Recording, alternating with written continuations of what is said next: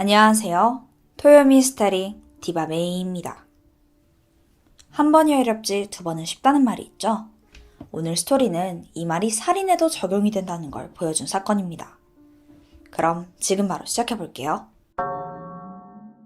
세키네게는 사이타마현 치치부시에서 태어났습니다. 그냥 평범한 집에서 평범하게 자라왔어요. 근데 한 가지 문제가 있었는데 세키네가 아주 거짓말을 입에 달고 살았던 겁니다. 학교에서도 허언증으로 유명했어요. 자기 집이 엄청난 부자다. 야쿠자랑 연줄이 있다. 이런 말도 안 되는 얘기만 하니까 다들 슬슬 피하기 시작합니다. 결국 초등학교 때부터 따돌림이 시작됐고 그건 중학교까지 이어지게 돼요. 세키네는 중학교 졸업 후 곧장 일을 시작하는데 근처 라면집에서 아르바이트를 하게 됩니다. 거기서 함께 일하는 또래 여학생을 만났고 둘은 사랑에 빠지게 돼요. 짧은 연애를 마치고 19살이라는 어린 나이에 결혼을 하게 됩니다. 근데 얼마 안 가서 아이가 태어나면서 또 평범한 가정을 꾸리게 됐죠. 그런데 곧 문제가 발생해요. 세키네가 집 근처 병원에서 일하는 간호사와 불륜을 저지른 거예요. 이 사실을 아내가 알게 되고 바로 이혼을 했고 세키네는 기다렸다는 듯 그 불륜 상대인 간호사와 재혼을 하더라고요. 그런데 재버릇 개 못 준다고 또 바람을 피운 겁니다. 이번 상대는 마사지샵에서 일하는 여성이었고 이걸 들키자 또 이혼하고 재혼을 합니다. 이런 식으로 몇 번이나 결혼과 이혼을 반복해요. 그러던 1982년 세키네가 세 번째 아내와 막 이혼을 했을 때예요. 이때 사업을 시작하게 되는데 당시에 일본 경제가 굉장히 호황기였거든요. 그러면서 반려견에 관심을 많이 갖게 됐었죠. 이때 이 반려견 사업이 돈이 되겠다 싶어서 사이타마현 구마가야시에 아프리카 캐넬이라는 펫샵을 열게 돼요. 게다가 일본에서 큰 인기를 끌었던 시베리안 허스키 번식을 성공하면서 점점 유명세를 얻게 됩니다. 그 뒤로도 일본에서 좀처럼 보기 힘든 견종들을 많이 다뤘는데요. 이런 이야기가 애견가 사이에서 퍼지면서 아프리카 캐넬은 순식간에 유명세를 타기 시작해요. 매출도 쑥쑥 올라갔고요. 그러던 어느 날 카자마 히로코라는 여성이 이 펫샵에 방문하게 됩니다. 카자마는 구가야마시에서 나고 자랐는데 유명한 부동산 자산가의 맏딸이에요. 그러다 보니까 어려서부터 유복하게 자랐고 지금은 종종 어린이집에서 일하거나 또 부모님 자산관리를 도와주면서 생활하고 있었죠. 세키네와 카자마는 서로 첫눈에 반합니다. 그리고 관계가 급속도로 진전됐고 만난 지 1년 만에 둘은 결혼을 하게 돼요. 이게 세키네의 네 번째 결혼이었고요. 카자마는 평소 부모님 자산을 관리했었잖아요. 이 경험을 살려서 남편 펫샵 격리 업무를 도와주게 됩니다. 이 사업은 갈수록 더 잘 풀려요. 잡지에도 몇 번 소개되고 입소문이 퍼지면서 점점 더 유명해집니다. 아예 먼 지역에서 여기까지 찾아올 정도였고요. 이때 규모를 좀 더 키워볼까 생각했고 조금 무리해서 확장하면서 빚을 많이 지게 됩니다. 사실 그때는 이 빚에 대해서 별 생각이 없었다고 해요. 아니 장사가 이렇게 잘 되는데 금방 갚을 수 있을 거라고 생각한 거죠. 하지만 얼마 못 가 일본 경제의 거품이 꺼지고 불황이 찾아왔고 그러다 보니까 자연스럽게 손님들의 발길도 끊겨요. 당장 먹고 살기도 힘든데 펫샵에 쓸 돈이 없던 겁니다. 그때부터 세키네의 재무 상황은 최악으로 치달았어요. 이 상황에서 벗어나기 위해서 아주 별짓을 다 하는데 물론 그건 죄다 나쁜 짓이었죠. 손님한테 이 개가 순혈이다 뭐다 하면서 바가지 장사를 시작한 겁니다. 그래요. 이건 이렇게 한두 푼 챙기는 거야. 100번 양보해서 그냥 그러려니 넘어간다 쳐요. 그런데 문제는 세키네가 갈수록 대범해지는 거예요. 나중에 가서는 손님이 데려온 강아지를 몰래 죽여서 새 강아지를 입양하게 합니다. 아니 이 강아지는 무슨 죄냐고요. 이렇게까지 하는데도 재무 상태는 크게 바뀌지 않아요. 원금은커녕 이자만 겨우 갚는 수준이었던 겁니다. 결국 큰 문제를 일으키게 돼요. 평소 친분이 있던 손님 A씨에게 애견 번식 사업을 해보지 않겠냐고 제안한 거예요. 그러니까 소위 말하는 강아지 공장을 차리자는 말이었죠. 물론 이게 정말 부도덕한 사업이지만 당시에는 그거에 대한 개념도 제대로 없었고 불경기 중에 돈이 된다니까 솔깃하게 된 겁니다. 세키네의 권유에 넘어간 A씨는 무려 1,100만 엔, 하나로는 1억 정도 되는 돈을 지불하고 로디지안 리지백 한 쌍을 드리게 됩니다. 당시에는 정말 희귀한 견종이어서 분명 돈이 될 거라고 찰떡같이 믿었던 거예요. 하지만 이 개들은 이미 번식하기 어려울 만큼 노쇠해 있던 겁니다. 세키네가 돈을 노리고 그냥 꾸민 거짓말이었죠. 얼마 안가 이 사실을 눈치챈 A씨는 화가 나서 아프리카 캔넬로 쳐들어갔어요. 빨리 돈 돌려달라고 막 요구했지만 세키네는 거부합니다. 사실 이미 그 돈을 다 써버렸거든요. 이 뻔뻔한 태도에 완전 열받은 A씨는 그러면은 내가 고소할 테니까 우리는 법원에서 보자! 라고 하고 그냥 돌아가게 돼요. 아니, 빚만 잔뜩 있는데 애초에 돌려줄 돈도 아예 없는 거예요. 여유도 없었고요. 혼자 끙끙 앓던 세키네는 이게 자기 힘으로는 도저히 안 될 거라고 생각했나 봐요. 이 사실을 아내 카자마에게 알리고 어떻게 하면 좋을지 그렇게 상의를 시작했죠. 그런데 이 두 사람이 내린 결론이 좀 당황스러워요. 그건 A를 죽이자. 아니, 어떻게 하면 이런 결론을 낼 수 있는지 도무지 이해가 안 되는데 두 사람은 이게 유일하고 가장 좋은 방법이라고 확신합니다. 아니, A만 사라지면 사기 행각도 숨기고 돈도 돌려주지 않아도 된다고 생각했던 거예요. 1993년 4월 20일 저녁, 세키네는 A씨에게 전화를 겁니다. 그리고 만나서 돈 돌려주겠다면서 혹시 아프리카 캔넬 차고로 와줄 수 있냐고 부탁을 했고 A씨는 이 사람이 드디어 정신 차렸구나 싶어서 바로 차고로 가게 돼요. 가서 보니까 처음에 돈 못 돌려준다고 막 배쩌던 모습은 온데간데였고 연신 사과를 하면서 막 굽신거리더라고요. 그 모습을 본 A씨도 조금 화가 누그러지게 돼요. 그때 갑자기 세키네가 캡슐로 된 알약을 권합니다. 이게 좀 뜬금없기는 한데 이 몸에 좋은 영양제라고 한번 드셔보셔라 이러더라고요. 네, A씨도 이미 화가 좀 식혔고 미안해서 사과의 의미로 주는 거다라는 말에 별 의심 없이 그 캡슐을 삼키게 됩니다. 하지만 그건 영양제가 아니라 초산 스트리크닌이었어요. 개를 도살할 때 쓰는 맹독이었죠. 이걸 먹은 A씨는 얼마 안가 사망하고 말아요. A씨가 죽은 걸 확인한 세키네는 펫샵에서 일하던 매니저 야마자키 나카유키를 부릅니다. 아니, 이 야밤에 부르니까 툴툴거리면서 나갔죠? 근데 그를 반기는 건 사망한 단골 손님 A씨의 시신이었습니다. 야마자키는 순간 온몸이 굳어버려요. 그런 그에게 사장이 말합니다.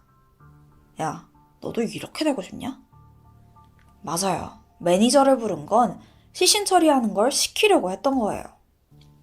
예상치 못한 상황에 야마자키가 망설이니까 세키네가 한마디 덧붙입니다. 애들은 잘 지내지? 역시 건강이 최고야. 아니, 아이들 가지고 완전 협박하는 거예요. 게다가 세키네 눈이 진짜 돌아있더라고요. 진짜 이 사람이 우리 가족한테도 뭔 짓 할 수 있겠구나 싶은 생각에 야마자키는 사장이 시키는 대로 하게 됩니다. 여기에 아내 카자마도 합세해서 3명이서 시신을 처리하기 시작해요. 세키네의 주도하에 세 사람은 A씨의 시신을 갈기갈기 해체합니다. 장기나 살은 아주 잘게 잘라서 근처 하천에 내려보냈고 뼈와 소지품은 모두 불태워서 재로 만들어버렸습니다. 세키네는 이렇게 시신을 훼손하고 유기하는 작업을 시체를 투명하게 만드는 일, 이렇게 표현했다고 해요. 실제로 이 수법은 증거를 거의 남기질 않아서 수사 난항을 겪게 하는 결정적인 요인이 됩니다. 한편 첫 번째 살인을 성공적으로 마친 세키네와 카자마 부부는 살인의 자신감을 느끼기 시작했어요. 하지만 세상에 완벽한 범죄는 없죠. 이들의 살인을 눈치챈 이가 있었습니다. 사실 세키네의 뒤를 봐주는 야쿠자 그룹이 있었는데 그 조직의 리더 B씨가 눈치를 챈 겁니다. 세키네가 손님과 트러블을 일으키면 B씨가 나서서 중재라는 명목으로 손님을 협박하거나 또 화해를 강요했어요. 그래서 B씨는 A씨의 존재를 잘 알고 있었고요. 그런데 어느 날 A씨가 실종되었다는 소식을 듣고 세키네를 의심하기 시작합니다. 야, 요즘 A 안 보이더라. 네가 죽였냐? 그냥 이렇게 살짝 떠봤는데 세키네가 눈에 띄게 당황하는 거예요. 어라? 이것 봐라. 이때 딱 눈치챈 거죠. B씨는 조용히 넘어가 줄 테니까 대신 돈 내놓으라고 협박하기 시작해요. 아니 그런데 돈이 없어서 살인을 한 거잖아요. 그에게 줄 돈이 전혀 없는 거예요. 세키네와 카자마는 이번에도 같은 결론을 내렸어요. B를 죽이자. 그런데 이번에는 B씨만 죽여서 끝날 일이 아니에요. 아무래도 조직 두목이다 보니까 항상 운전기사와 함께 다녔었거든요. 이 사람도 같이 죽이지 않으면 이 범행이 발각되는 건 시간 문제라고 생각한 거죠. 1993년 7월 21일 밤, 부부는 다시 매니저 야마자키를 부릅니다. 셋이 함께 B씨를 찾아가려고 한 겁니다. 세키네는 이번에도 막 굽신거리면서 B씨의 경계를 풀었어요. 그리고는 지난번처럼 영양제라면서 캡슐을 건넸죠. 아니 이게 진짜 구하기 힘든 약인데 일단 이거 드시고 조금만 기다려달라. 막 불쌍한 척 한 겁니다.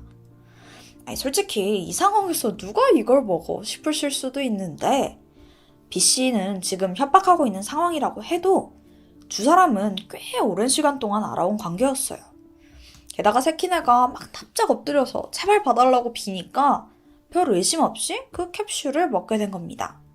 함께 있던 운전기사도 마찬가지였고요. 두 사람의 몸에 약효가 돌기를 기다리던 그때 B씨가 먼저 바닥에 쓰러집니다. 그런데 운전기사는 아직 약효가 안 든 것 같아요. 당황한 세키네는 일단 잔머리를 굴립니다. 괜히 이때 걸리면 안 되잖아요. 이게 아무래도 이 구급차를 불러야 되는 상황인 것 같다. 빨리 큰 길로 가자고 합니다. 당시에는 아직 휴대전화가 보급되지 않아서 공중전화를 찾아야 했거든요. 하지만 세키네는 공중전화를 찾을 생각이 전혀 없었습니다. 그저 이 운전기사가 자기 차에 타기만 하면 됐거든요. 정신이 없는 틈을 타서 막 어찌저찌 그를 태우는데 성공하고 공중전화를 찾는 척 빙빙 동네를 돌기 시작해요. 그리고 그 사이에 약효가 든 그 운전기사는 차 뒷좌석에서 그대로 사망합니다. 다시 B씨가 있던 곳으로 돌아가서 둘의 시신을 챙긴 세키네와 카자마는 매니저 야마자키 집 욕실에서 시신을 해체 작업하기로 해요. 그리고 부부는 막 콧노래까지 흥얼거리면서 둘의 시신을 해체하기 시작합니다. 이 부부 둘 다 제정신이 아니에요. 그리고 두 번째 살인의 증거도 그렇게 인멸이 돼요.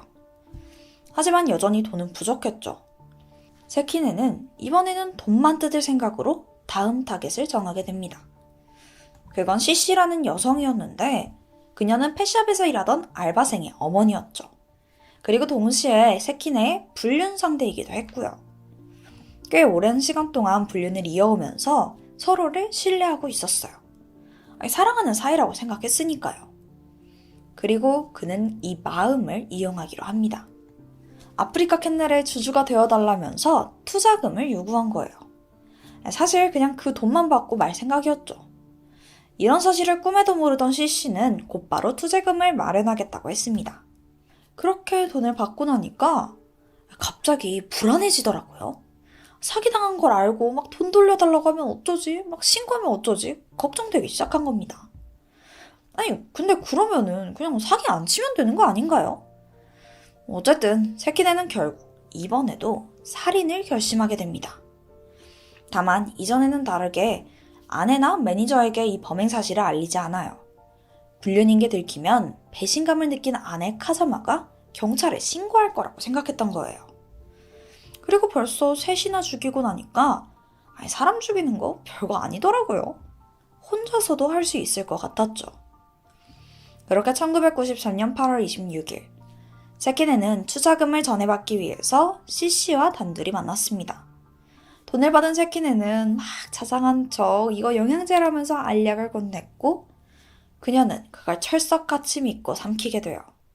그리고 얼마 못 가 사망하고 맙니다. 이번에도 다른 피해자들과 같이 시신을 처리했고요. 4명이나 사망했지만 남은 흔적이 없어요. 피해자들 모두 실종 상태에 머물러 있을 수밖에 없었습니다. 아니, 그럼 경찰은 대체 뭐 하나 싶으시죠? 알고 보니까 진작부터 세키네를 의심하고 있기는 했었어요. 첫 번째 피해자인 A씨가 살해당한 뒤 A씨의 아내는 남편이 돌아오지 않는다면서 신고를 했고, 경찰은 A씨 주변을 탐색하기 시작합니다. 그리고 결정적인 증언 하나를 듣게 되는데, A씨가 아프리카 캔넬 사장한테 사기를 당했다는 거예요. 그리고 그 세키네가 그에게 큰돈을 빚졌다는 사실을 알게 됐지만, 문제는 물증이 없어요. 당시에는 CCTV가 많은 것도 아니었고, 블랙박스가 있는 것도 아니다 보니까 시신이 없으면 사실상 조사할 방법이 전혀 없던 겁니다. 그러다 보니까 좀 수상하긴 한데 하고 넘어갈 수밖에 없었던 거예요. 그런데 그 이후로도 아프리카 캔넬에 연관된 사람들이 하나 둘씩 사라지는 겁니다. 경찰은 여기에 뭔가 있다고 확신했고 펫샵 근처에 잠복하면서 계속 감시하기도 했었어요. 하지만 워낙 교묘하게 시신이 처리돼서 확실한 증거는 여전히 부족했죠. 그러던 그때 오사카에서 너무나 비슷한 사건이 벌어집니다. 이 사건도 독극물을 이용한 연쇄 살인이었는데요. 아마추어 애견 훈련사가 개 도살에 쓰이는 약물을 써서 주변 사람들을 차례로 죽였던 겁니다. 아니, 이 수법이 너무 비슷하잖아요.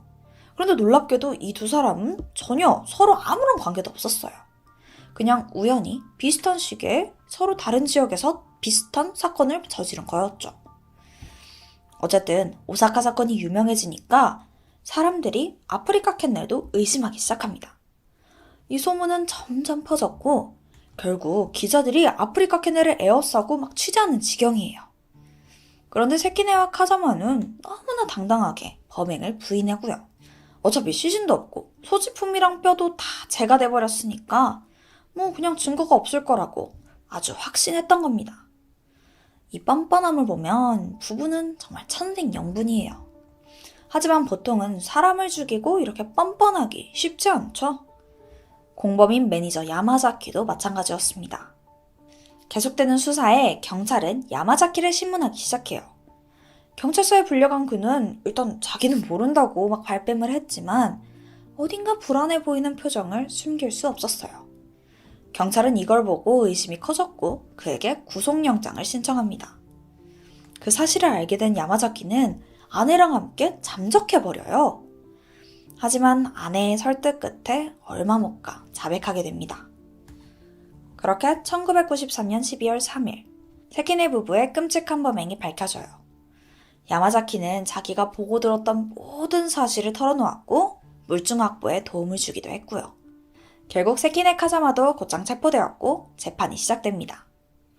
야마자키는 협박당해서 범행에 그 가담한 점과 경찰의 물증 확보를 도운 점이 참작돼서 징역 3년을 선고받아요. 자, 그러면 부부의 판결은 어땠을까요? 세키네와 카자마는 법정에서 아주 진흙탕 싸움을 시작합니다. 아니, 아내가 주범이다. 아니다, 남편이 주범이다. 아주 서로 등 떠밀었던 거예요. 아무래도 주모자가 더 무거운 형벌을 받을 거라고 생각해서 서로 책임을 막 떠넘기기에 급급했던 거죠. 참, 살인까지 같이 저지른 이 부부의 연이라기엔 너무 얄팍한 거 아닌가 싶네요. 5년이 넘는 재판 끝에 결국 두 사람은 사이좋게 사형 선고를 받게 됩니다. 감옥에 들어간 세키네는 반성은커녕 같은 방 동료들에게 허풍 떨기 바빴어요. 올림픽에 살인 종목이 있다면 내가 분명 그 금메달일 거다 라면서 자기가 죽인 사람들이 30명이 넘는다고 막 자랑을 늘어놨죠. 이 소식이 들려오자 사람들은 세키네가 더 많은 사람을 죽인 게 아니냐라고 의심하기도 했는데요. 근데 사실 그는 초등학생 때부터 허언을 일삼던 사람이라서 이게 정말일지는 사실 모르겠네요. 그는 감옥에서 생활하다가 병상한 걸로 알려져 있습니다. 반면 아내 카자마는 지금도 살아있는데요. 도쿄 구치소에서 생활하면서 하루가 멀다 하고 자기는 억울하다고 주장하고 있다고 합니다. 오늘 제가 준비한 스토리는 여기까지예요. 그럼 저는 다음 영상으로 찾아올게요. 지금까지 토요 미스테리 디와 메이였습니다. 안녕하세요. 토요 미스테리 디와 메이입니다. 오늘은 가까운 일본에서 벌어진 미스테리한 사건을 가져와 봤어요. 메이크업과 함께 지금 바로 시작해 볼게요. 이 사람은 타카바 사토루인데 일본 나고야에 살고 있어. 날씨가 화창했던 1999년 11월 13일 토요일 아침이야. 사토루는 출근 준비 중이었고 아내 타카바 나미코는 같은 아파트에 사는 친구랑 전화통화를 하고 있었지. 2살 된 아이가 열이 나서 병원에 가야겠다고 말하고 있었고, 그렇게 9시에 남편 사토루는 출근을 하게 돼. 남편이 집을 나선 지 30분이 지나서 9시 반이었는데 띵동, 집에 택배기사가 방문했어. 근데 집에 아무도 없는지 반응이 없더라고. 잠시 기다리던 택배기사는 결국 전표만 남겨두고 다시 돌아가게 돼. 오전 10시 20분에 아까 아침에 통화했던 친구가 다시 전화를 걸었거든? 근데 나미코가 전화를 받질 않아. 뭐 집안일 하느라 바쁜가 싶었지. 다시 20분이 흘러서 10시 40분에 또 한 번 전화를 걸어보거든. 근데 이번에도 받질 않는 거야. 그 병원에 갔나 보다. 친구는 대수롭지 않게 넘어갔어. 일단 이 사건에서 9시 반부터 11시 남짓까지 나미코의 행적은 여전히 의문이야. 그런데 그녀가 그때 사라진 건 아니었어. 알고 보니까 친구의 마지막 전화가 울리고 30분이 지난 11시 10분. 나미코가 아이를 데리고 병원에 방문한 기록이 있더라고. 그럼 그 전까지는 어디에 있던 걸까?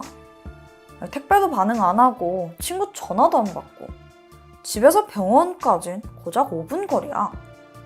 혹시 남편이 출근한 9시부터 택배가 도착한 9시 반까지 그 사이에 집을 나섰던 건 아니었을까? 이후에 어디를 갔는지는 불분명해. 어쨌든 나미코가 병원에 갔다가 집으로 돌아온 시간은 11시 40분이야. 이때 아파트 주민이 우연히 그녀를 마주쳤고 인사를 했지.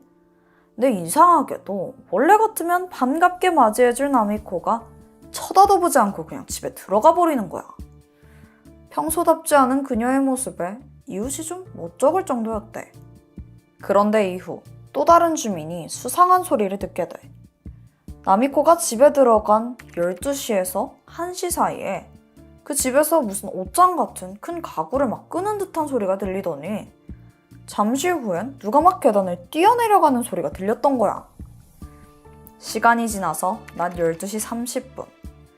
또 한 번 나미코 친구가 전화를 걸었지만 이번에도 연결이 되지 않아. 아까 분명히 집에 들어갔는데도 말이야.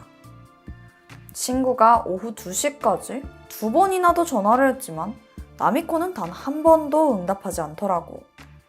오후 2시 30분. 이번엔 아파트 주민 중 한 명이 이웃들한테 감을 나눠주고 있었어. 쭉 돌다가 나미코 집에도 가게 돼.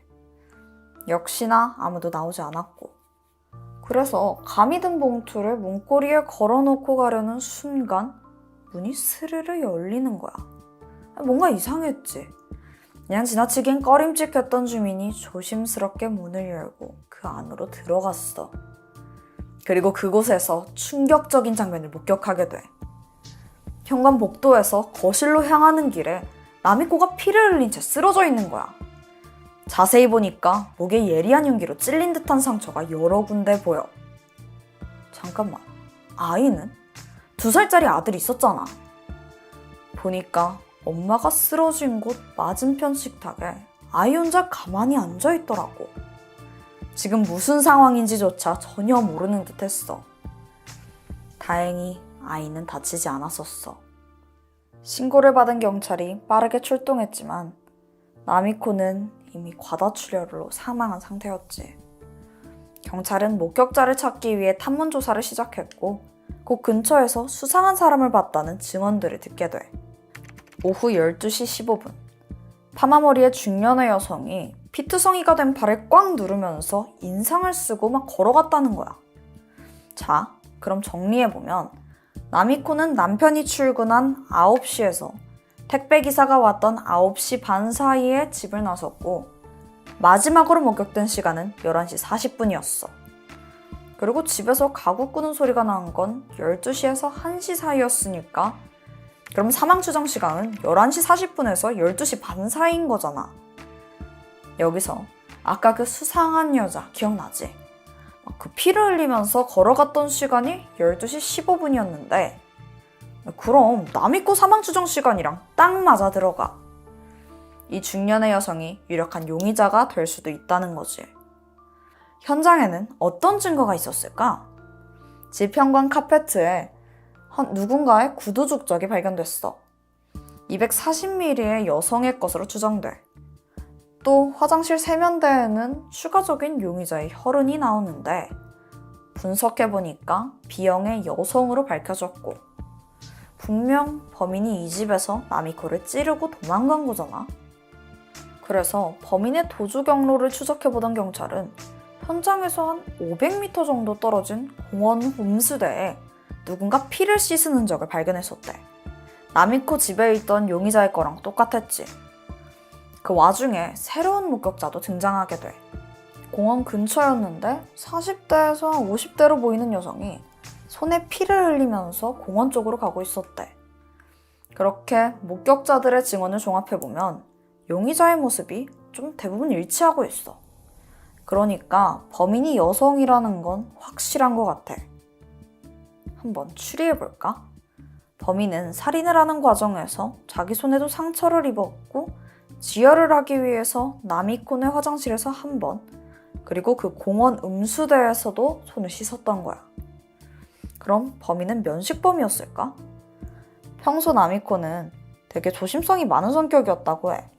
또 집에서 벨이 울리면 항상 누군지 확인하고 문을 열어줬고 집에 강제 침입이나 도난의 흔적은 전혀 없었어. 그렇다면 면식범일 확률이 높다는 거지. 나미코를 부검해보니까 목과 입 주변 그런 급수 부위에 공격을 당한 걸로 밝혀져. 범죄 전문가들에 따르면 얼굴 쪽을 공격했다는 건 범인이 피해자에 대한 분노가 상당했다고 분석했어. 자, 그럼 주변 사람을 하나하나 살펴보면 범인을 찾을 수가 있잖아.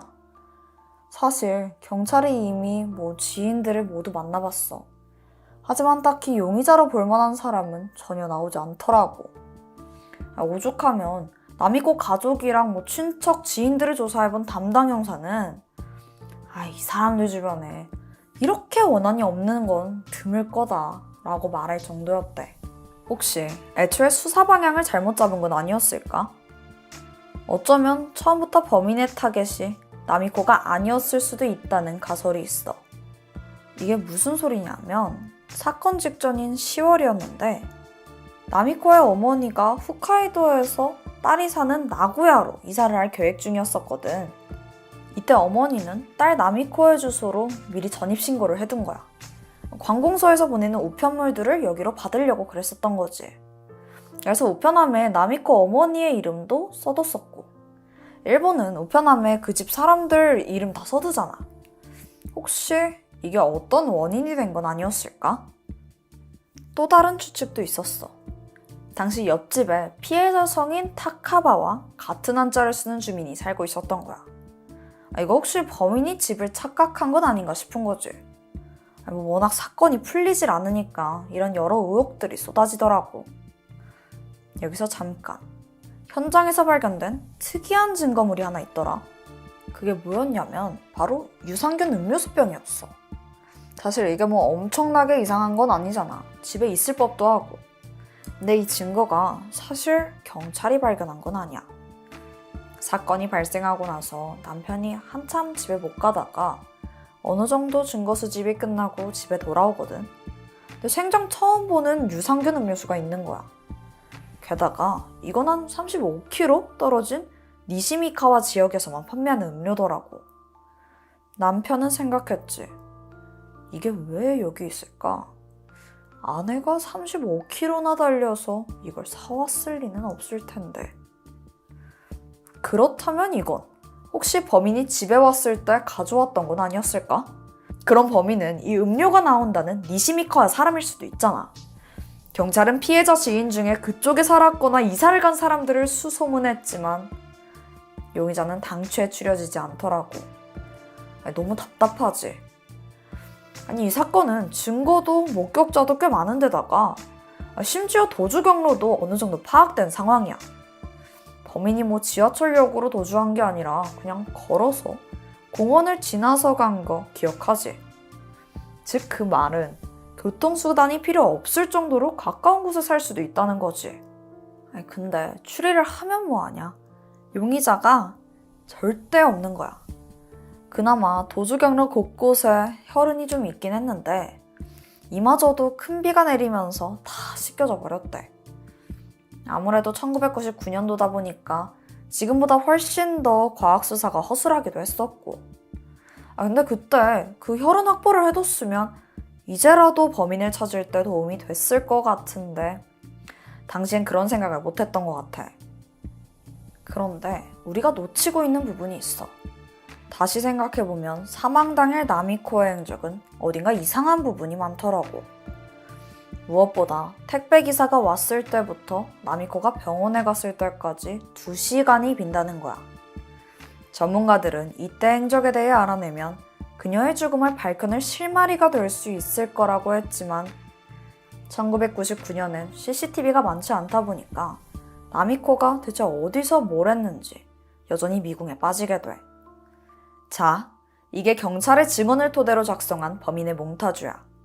지금은 현재 예상 몽타주도 제작해서 추가로 배포했고, 인상착의를 정리해보자면 사건 당시 40세에서 한 55세 정도의 중년 여성, B형, 키는 160 정도고 어깨까지 오는 검정색 파마머리에 사건 당시 240mm의 구두를 신고 있던 걸로 추정됐지. 근데 여기서 마지막 반전이 있어. 이 몽타주가 공개된 후에 비슷한 여성을 본 적 있다는 증언이 나온 거야. 목격자인 이웃에 따르면 살인사건 딱 일주일 전에 나미코가 이 몽타주와 비슷한 여성을 집 현관에서 만나고 있었다고 해.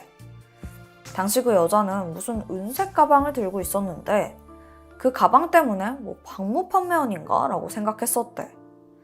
그 여자가 유독 기억에 남는 이유는 따로 있다고 했어. 지나가면서 나미코한테 인사를 건네는 그 순간 자기를 엄청나게 노려봤다는 거야. 아니, 처음 보는 사람을 왜 이렇게 째려봐?